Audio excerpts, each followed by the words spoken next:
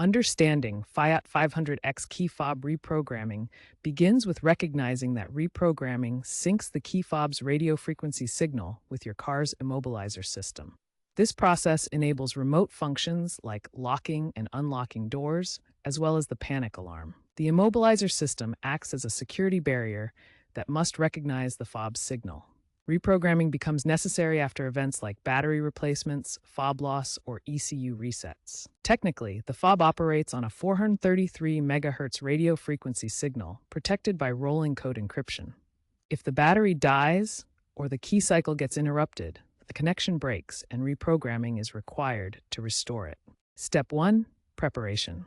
Ensure your car is off, doors are unlocked, and all fobs are present with good batteries. Step 2. Enter programming mode. Insert the key into the ignition and turn it to on, not start, 5 times within 10 seconds, ending in the on position.